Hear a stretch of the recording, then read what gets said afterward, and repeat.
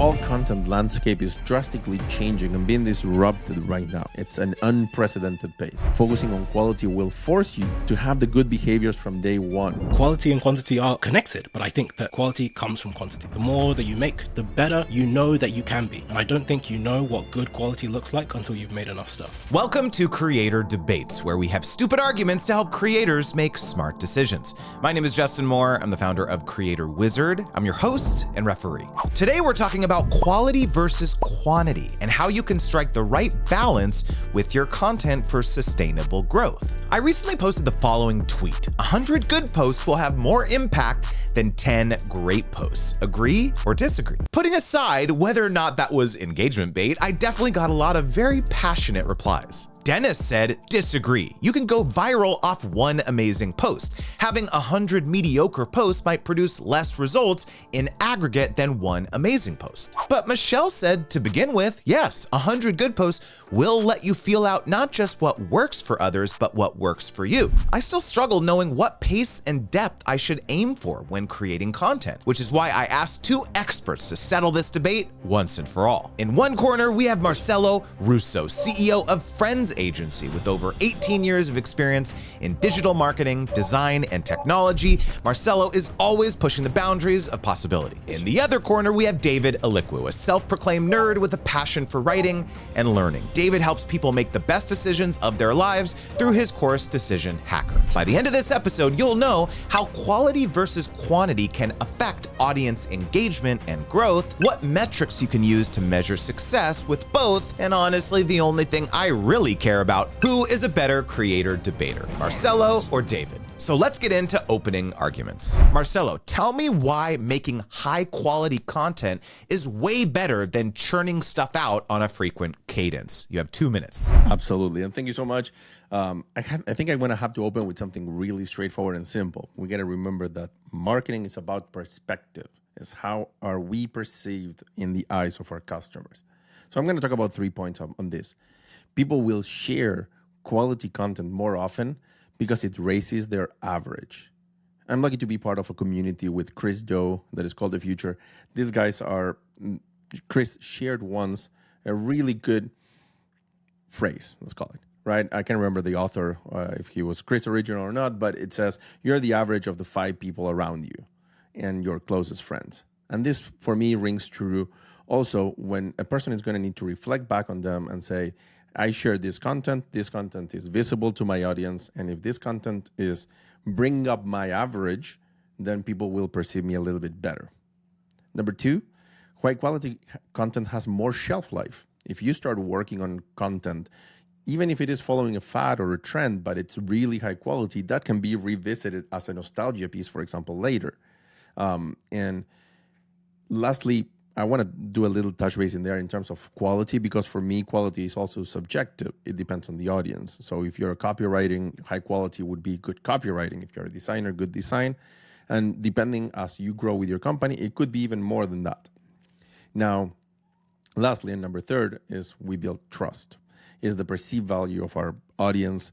If we are putting and investing in giving them high quality value, then they will expect, at least on my end, to show a good quality on how we communicate that value. So kind of like to sum it up, it's about perspective. People will share the quality content more often than not. High quality has more shelf life, and at the same time, it helps you build the trust that you're going to put the time and effort to achieve their goals. All right, David, it's your turn. Why do you believe quantity is actually more important? I mean, with so much high quality content floating around, are people even going to be interested in your work if it's just average? 2 minutes. So first of all, I think Marcelo made some really great points, and I agree that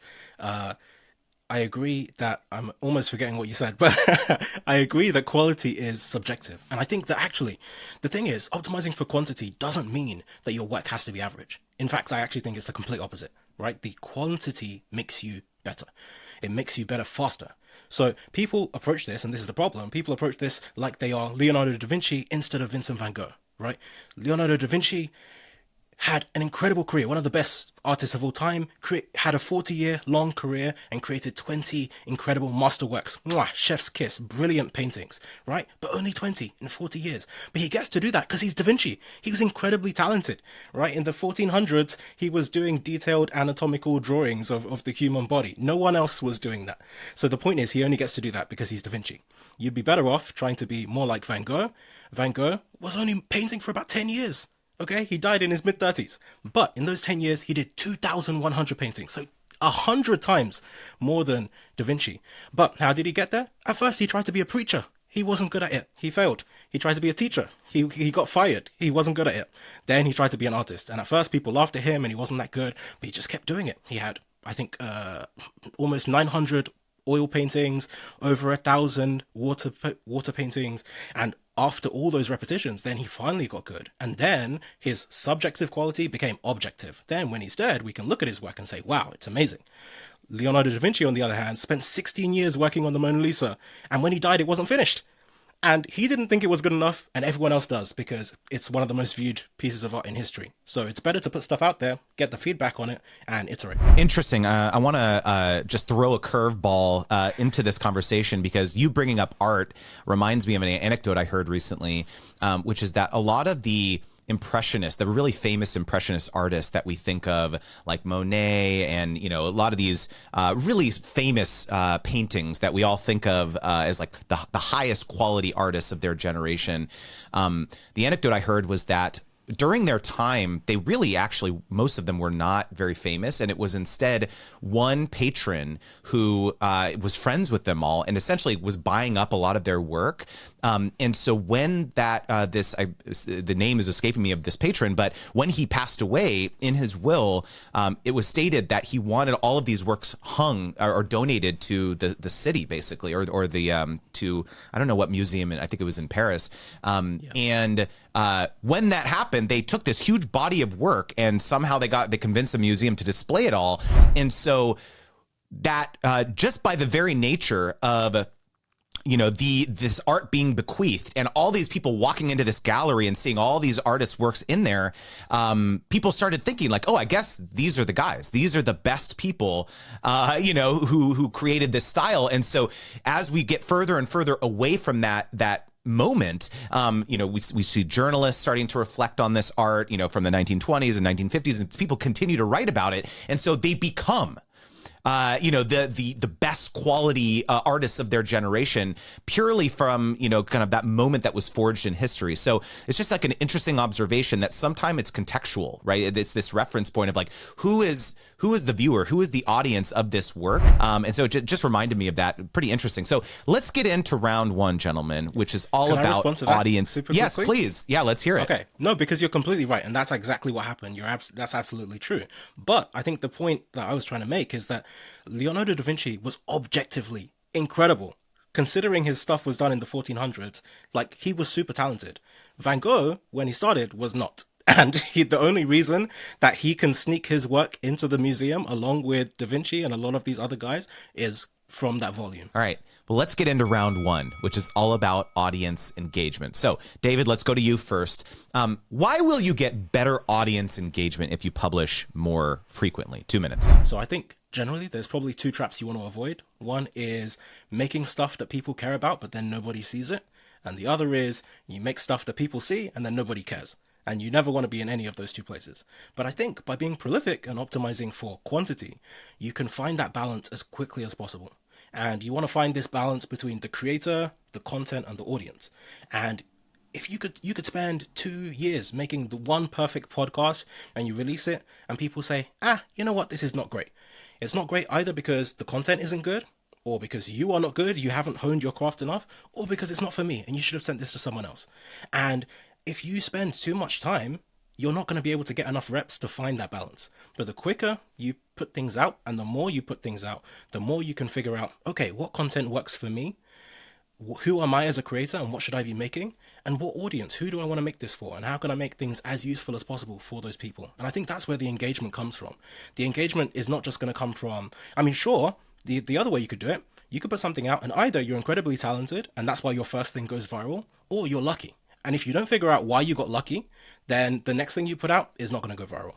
And so if you want to be able to get viral consistently and be able to put out good work consistently, then I think you need that volume. All right, Marcelo, if you're focusing on quality, not quantity, even if someone engages deeply, I mean, if you don't post something for another 1 to 2 months or something, aren't they just going to kind of forget about you? 2 minutes.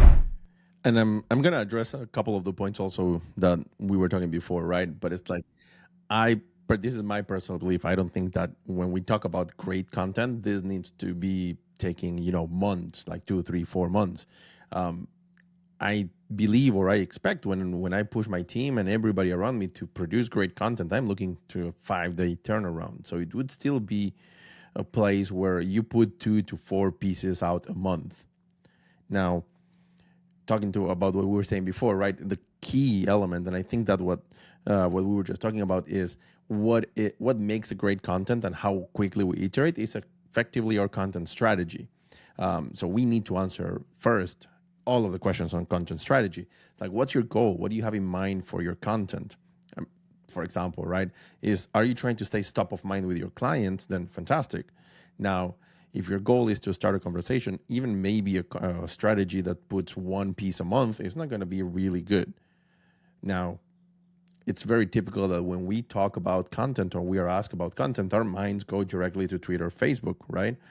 Now, an email newsletter can be great content too, or even a book.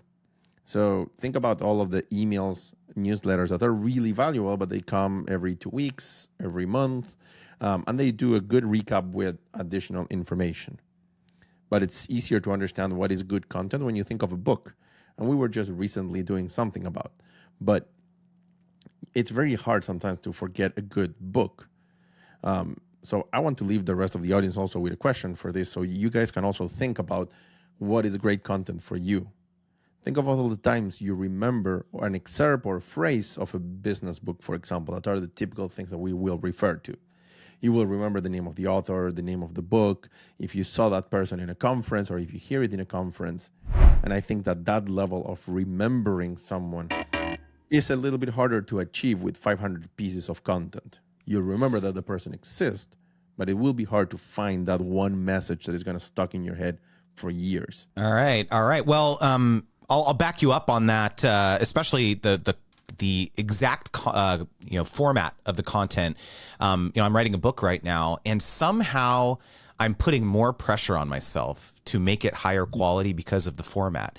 I think of myself as a YouTuber first. That's how I came up, and the word legacy is never something that I think about when it's like, oh man, this YouTube video I'm about to make is like going to be part of my legacy that people are going to remember forever.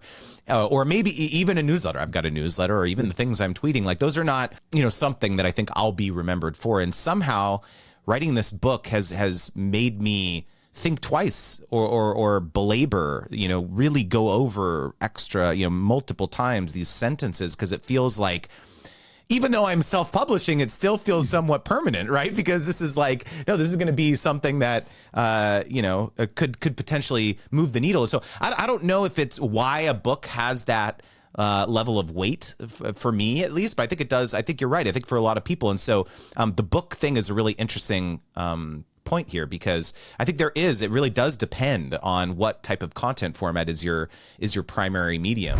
David, any thoughts on that before we move on to round 2? Specifically on the books, I agree. I think, but there's a balance there with that as well, and that's something I've been thinking about recently. I generally on the book side have been going for quality, right? And I can spend all this time writing and never publish anything. But then I saw someone the other day, they wrote something in a few days and published it, and it was great. And I think it's not just maybe about the quality of the first thing, but I think it's about the power of being able to iterate. And I think sometimes it can feel, the weight of a book or something feeling so big can become a bit of a trap and stop us from putting work out there. Because ultimately, at the end of the day, you want to make the best stuff possible that's as useful as possible for the most people as possible. And you can't do that without feedback. Well, congratulations, gentlemen. That is the end of round 1. So let's move on to round 2, which is all about metrics. So Marcelo, I'm going to go to you first on this one. How can you measure whether your high quality content is actually performing well? 2 minutes. All right, fantastic. Finally, we're getting to the measuring questions. And I think that You can't. No, just kidding. We're all in here to work with data first. So I think that, as I was saying before, right, the baseline thing that in order for quality content to be put out, you need to have a clear brand and a clear content strategy. But in order to answer really good this question, what I would say is like, let's look into three, at least broad categories of how we check for high quality content. The basic one, number one, being engagement. That everybody knows, page views, time on page, or comments and shares, pretty much all of these metrics that are typically readily available on any platform. SEO, normally the organic ranking when you're trying to acquire users, the traffic that comes from keyword searches, but talking about books and blogs and things, the backlinks are also a really big element for SEO. And number three is going to be the conversion-oriented metrics. If you're putting content, is this actually working? Is this fulfilling the needs? If there's a click-through rate, leads in, bounce rate. Those are what I would call the first hard metrics that we can work with: engagement, SEO, and conversion. Now, there are a few more things that you can track. If you're in e-commerce or trying to ascertain how effective financially something is, you can track your direct sales and connect it to the rest of your strategy. Readers' feedback, social listening, and content lifespan are a couple of things that we look into when we are creating a piece of content. It's like, how are we going to see if this message is not only resonating with our people and they're interacting, but are they interacting with the right emotion according to our process of lead capture? And kind of like the same thing goes with reader feedback. Is another activity that it's a little bit more passive. You can go to your audience and actually send them an NPR or fantastic. And I'm going to close with the NPR. This was actually very interesting, and I'm going to go to you, David, because I wasn't expecting Marcelo to go for the hard numbers as like the metrics to use to track high quality content. And actually, like, I'm curious your perspective on what he said, especially this. You know, at least I always think there's got to be also some element of like the X factor, right? Like, of course, maybe you can reverse engineer something to go viral, but sometimes there's like things that are very surprising that don't go viral. There's no like catchy hook. It's just like something that resonates with either the cultural zeitgeist or something. And so I'm curious your thoughts on that, but also, you know, when you're focusing on a higher volume, do you think that it even matters how each specific piece of content performs, or should you be kind of measuring everything in the aggregate? 2 minutes. Okay, I'll try and combine both of those. So what I would say is, I'd probably say aggregate first, and then that gives you a baseline, and then you can zoom in for the nuance. So you can look at, okay, what performed really well, and what was good about that, or what was bad about that, and what didn't perform that well, and what was good about that and bad about that. And I think the problem is when you don't have the volume, and you haven't tried lots of things, it's very easy to get swayed by numbers because you don't have a big sample size. So as an example, when I first started doing my podcast, I remember I uploaded a reel to Instagram, and at the time I've only just started the podcast. How many views do you get? I don't know, maybe a few hundred. Then you upload the same thing to TikTok, and then how many views do you get? A few hundred more. So I think it was like 600. And at that point, if that was all I did, or if I only uploaded it to one, you could think, this is trash, this is terrible, I made this thing, it wasn't good, people don't like it. I uploaded the exact same thing to YouTube Shorts, over, I think it was like 50,000 views. Okay, so the actual content turns out it's not bad. Maybe there's something I need to tweak in terms of the audience. Maybe there's something I need to design better for that particular platform. But by repeating and having some volume and putting the same stuff out on different platforms, I actually get more detail to the data that I get. And then I think the same applies to the aggregate. So when you have a lot more content that you're putting out, you get to pattern match and say, hey, when I do stuff that is this type of content, this is usually how it goes. When I do this kind of content, that's usually how it goes. And then you get more rich data.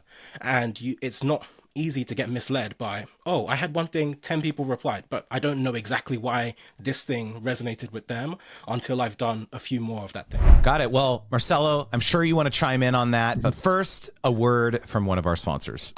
Real quickly, remember your first podcast episode, your first YouTube video, your first blog post? Think back to how it felt to hit publish on that early piece of content. Now, look at how far you've come. Your content has transformed, and so have you. But has your email marketing platform kept up? Do you even have one? Enter this episode's sponsor, ConvertKit, which is the email marketing service designed specifically for creators like you and for me, because I use it and I love it. Whether you're crafting newsletters, managing subscriptions, or sending updates, ConvertKit grows with you. With easy integration for your blogs, your podcasts, your YouTube channels, and your e-commerce stores, ConvertKit ensures that your email marketing works as hard as you do. Look, I'm gonna be real with you. When you press publish on platforms like YouTube or TikTok, you're kind of at the mercy of the algorithm for your content's reach, right? And to prove it to you, I'm actually gonna pull up one of my recent Instagram reels. Okay, I'm gonna click the insights here. Okay, look at this. I have 11,300 followers, and this reel reached 301 accounts. So quick math, that is 2%,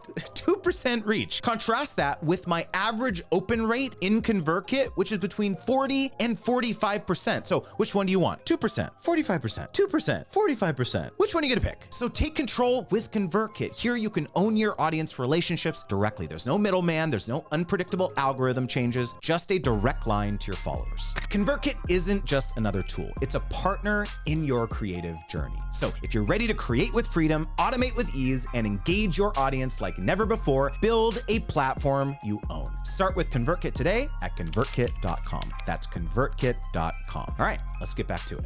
All right, so Marcelo, thoughts on David's perspective here? You know, I just want to share one quick anecdote, which was that, David, to your point, I have usually gone after the quantity approach because I've had this happen so many times where, like you said, I'll post the same thing on multiple different platforms. In fact, I had just one piece of content go viral on Instagram. It was like 1.2 million views, and on TikTok it got like 3,000. It's like it's so confounding. It's like I don't understand how something can resonate so much with one particular platform. And I think that's like kind of an interesting comment, is that a lot of times the audiences in these different areas have different resonances and consumption patterns, and they just like different things, and that makes this whole thing very tricky to understand, because it's like, to some degree you would think, oh, the volume approach maybe is best because you never know what's going to hit. So I don't know, Marcelo, I'm curious on your thoughts on that, as well as David's perspective. Yeah, I mean, definitely David's perspective here is the key, because I think we're all circling back to the point that we need a good branding and we need a good content strategy so we can check what's those metrics that we want to track. It's like, I agree with the first part of, like, we need to do a moment where we're doing a shoot from the hip kind of thing, where we go and say, let's publish 50 pieces in 1 week, because we want to see which one is hooking, which one is reacting. But knowing what do we mean when we say hooking and reacting, and what information we want to get to, that's the pre-planning. It's like, you can put 50 pieces out, but if you don't know what you are looking for, or you don't know where you're orienting that is, it's kind of like you're missing your own funnel. It's like, I'm just going to post recipes of cookies, and maybe, yes, it resonates, but it's not going to bring me business. Got you. Before we move on to round 3, David, any thoughts there? Yeah, I mean, your experience is very similar to mine. I'll be honest, and maybe, the caveat here is I'm not a big TikTok star, so, I don't have millions and millions of followers. Yet. Yeah. Exactly. So I might say that, hey, I don't actually pay a ton of attention to the individual metrics. I just keep pumping stuff out there. But I think that's the approach I take, is if I keep putting stuff out there, then I can look at the aggregate metrics, just because I think, yeah, it's hard to tell what's going to hit and on which platform. And I put stuff on all the different platforms, and it's always crazy to me that one thing always seems to outperform on one of the platforms, and it's never the same one. So I don't actually know exactly what the magic ingredients are. But one thing I would also give as an example is, I remember there was one newsletter that I wrote a while ago, and I wrote the newsletter, and someone read that newsletter and then invited me to come and give a talk to their office. And so in order to give that talk, I had to turn the newsletter content into a slides. Okay, then I do the slides, and I was like, this is actually quite good. I should teach some of this in my course. Then I have to take those slides and turn that into something I can teach in the course. Then I do the course, and I was like, that's actually quite good. And then it becomes new newsletter content. And so actually, by thinking about the same thing and approaching it multiple times from slightly different angles, the end product, I'm actually putting it right back into my newsletter, but it's actually a lot better, and it's slightly different than what I started with. So I mentioned that just more in the form of, sometimes the actually original content, it's just good to put the idea out there, and then you can kind of iterate from there, and actually you can end up coming back and making the exact same content, but it can then perform a lot better. Interesting. That also reminds me of the fact that, like, perhaps a lot of people didn't even see it the first time. You know, I think we think a lot of times like, well, I already talked about that. I can't talk about that again. But like, you know, we all know that, you know, we're not getting 100% reach on our social platforms, right? If someone says they're following us, you know, maybe it's only 10 to 15% of people are actually seeing that. And so I have a habit of just like reposting stuff, literally word for word, that I posted 9 months ago, and it goes on to get the same amount of engagement or even better. So I think sometimes we forget about that not everyone is like actually listening when we think they are, right? All right. Yeah. Well, congrats. That is the end of round 2. And let's now get into round 3, which is about the future. Okay. And so, David, going to go to you first on this one. So considering the flood of content that is already being churned out by AI, and it's probably only going to get worse, is quantity really the best strategy in the long haul? 2 minutes. I still think so, because quantity is going to help you get good. And the reason I say that is because there's always going to be a market for really bad stuff. So if it's bad, don't worry. Like you said, no one's going to see it. Okay? 97% of all email is spam. You don't read it. It's in your spam inbox. Like, you don't even look at it.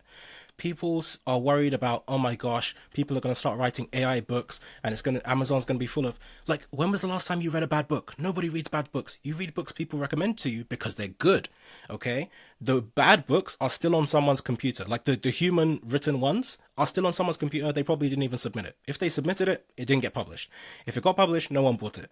That's why a lot of published books sell less than 2,000 copies. So the truth is that, like, the bad quality stuff that humans make just disappears into the mist every day. And so if there's even worse quality AI stuff, that is also going to disappear into the mist. The only stuff that's going to last and stick around is the good quality stuff. But for you individually as a creator, how are you going to write the best quality stuff? You need to get the signals. You need to get the feedback. You need to put stuff out there, interact with the world, and improve your craft. And then you can write better and better and better stuff. Intriguing. All right, Marcelo, we all know that AI is only going to get better from here. So, while we'd love to think that only humans can create high quality content, and David says, no one's ever going to even read those. They're just going to be on people's computers. It's possible that soon we won't be able to tell the difference between something created by a human and AI. So tell me about what you think, like the special sauces that creators should focus on to continue to differentiate the quality of their work. 2 minutes. This is a yummy topic. I love to chat about AI and futurism and how this is going to affect us. And I think this is one of my personal current objectives for this year, is to properly answer this question. So bear with me, because what I'm going to share is basically my work in progress opinion. The time frame for AI right now, for anything AI, is extremely exponential. And we know that humans, we are very bad at understanding or thinking about exponentials. What AI can do this month and what AI is going to be able to do next month, the AI is going to disrupt itself. Every month is going to keep on iterating, keep on getting better at a pace that, again, we won't really understand.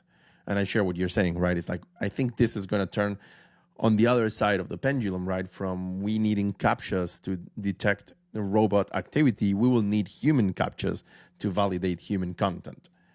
So it's going to be paramount for us to discover what is that makes human-generated content, human.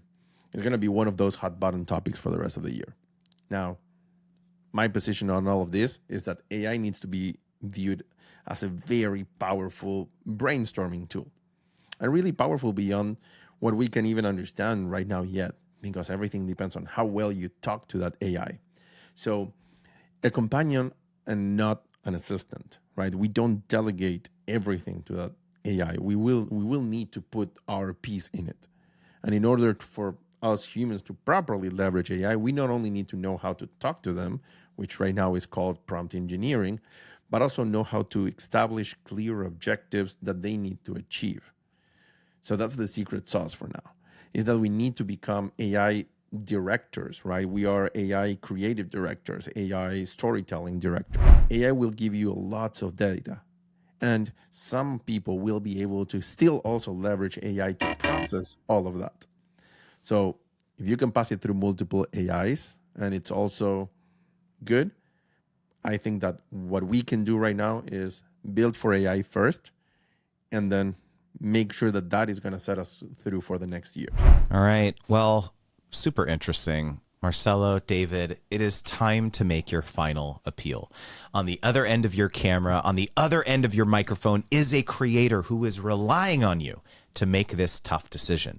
Convince them that focusing on either quality or quantity is the best move for them. So Marcelo, you're up first. You have 1 minute. Okay, so all content landscape is drastically changing and being disrupted right now in front of our eyes every day. It's an unprecedented pace. During any company, any product, any personal, anything that you're doing initial building stage, you will need to be doing testing. Testing equals to quantity. If those companies or you don't have a clear brand or content strategy, that initial phase could last extremely long. And if you visualize it right now, take a second, visualize a platform that you're currently working on, and imagine the blue ocean is suddenly going to turn really red with all of this AI content. Focusing on quality will force you to have the good behaviors from day one. If you won't win today, and I can't guarantee that you're going to win tomorrow if you focus on quality from day one. But I can guarantee that you will be most prepared to weather this AI storm and navigate the red ocean of noise that is going to happen. All right, David, you're up. 1 minute. Okay, so Justin shot down my art argument earlier, so I'm going to give you one from music. And I would say, okay, imagine I have a library and I collect the total works of the 250 greatest composers of all time, 250 people, all of their work in one room. What if I told you that half of all the stuff in that room was only created by 16 people? What were the other 234 people doing? I don't know. They're still great, but 16 people created half of that. But then what if I also told you that 20% of all the stuff in that room came from only 3 people? And if I asked you to name what are 3 classical composers that you know of, what would you say? Bach, Mozart, Beethoven. There's a reason that you know those names, okay? Because they were prolific.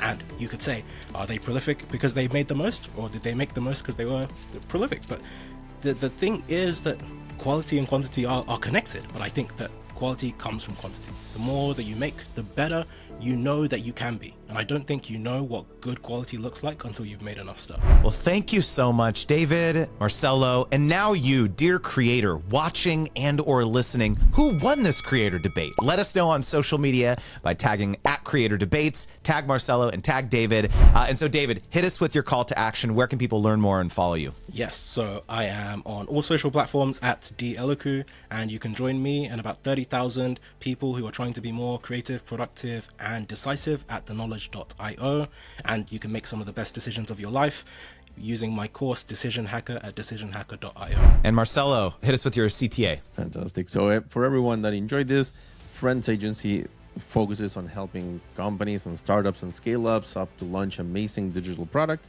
So if you want to find more about it, our website's friends.com with a 3 instead of an E, because we are really, really cool and we like those things. Find me at the Marcelo Russo and all of the platforms.